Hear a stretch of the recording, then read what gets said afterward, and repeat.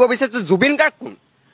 এটা মদাহী, এটা ফটুৱাই শিল মানে মঞ্চত উঠি পেলাই যি মদ খাই পেলাই মাতলামি কৰে, গান নাগাওঁ বুলি ৰাইজক মানে ৰাইজৰ মনত কষ্ট দিয়ে, তেনেকুৱা এজন মদাহী ফাটলামিয়ে দুদিনমান আগতে আৰু এটা ভিডিঅ' ভাইৰেল হৈছিল যে জয়ন্ত মল্ল বৰুৱাক সুধিছিল যে সেইটো কোনো গৰুটো, এতিয়া গৰু জয়ন্ত মল্ল বৰুৱা ডাঙৰীয়া নে জুবিন গাৰ্গ, সেইটো প্ৰশ্ন কৰিছোঁ জুবিন গাৰ্গলৈ।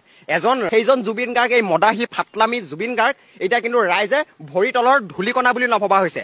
কাৰণ অহংকাৰে যেতিয়া মানুহৰ মূৰত ধৰে তেতিয়া কিন্তু অহংকাৰে দৰ্পচন, অহংকাৰ হৈ গ'লে কিন্তু জুবিন গাৰ্গ মানে এনেকুৱা এটা তলৰ পৰ্যায়লৈ যাবলগীয়া আজি অৱস্থা নিজৰ অহংকাৰে গৈছে। ৰেঞ্জ অভাৰ গিফ্ট পোৱা জুবিন গাৰ্গে এতিয়া হিয়াৰ আমঠো কিন্তু এতিয়া ৰাইজৰ এই ভৰি তলৰ জোতা চেণ্ডেলৰ ভৰি তলৰ সেই ধূলিকণ হৈ পৰিলে জুবিন গাৰ্গ।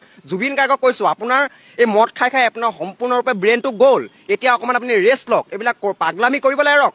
কাৰণ আপোনাৰ ইমান বেছি পাগলামি হৈ গৈছে যে এজন অসমৰ হিয়াৰ আমঠু জুবিন গাৰ্গ হাৰ্থপ বোলে, নৱপ্ৰজন্মৰ হাৰ্থপ।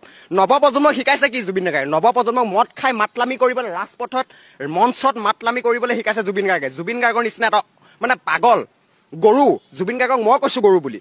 দুদিনমানৰ আগত জয়ন্ত মল্ল বৰুৱাক ডাঙৰীয়া কৈছিল নহয়, কোনো সেই গৰুটো বুলি কৈছিল নহয়, ইংলিছ ক'ব জানে, হিন্দী ক'ব জানে, অসমীয়া ক'ব জানে, প্ৰশ্ন কৰিছিল। কিন্তু তেওঁক কৈছোঁ দুটামান ইংলিছত কথা ক'লেই, দুটামান ভাল মানে মদ খাই লৈ পেলাই গান গালে আপুনি ৰাইজৰ হিয়া আমঠু হ'ব নোৱাৰে।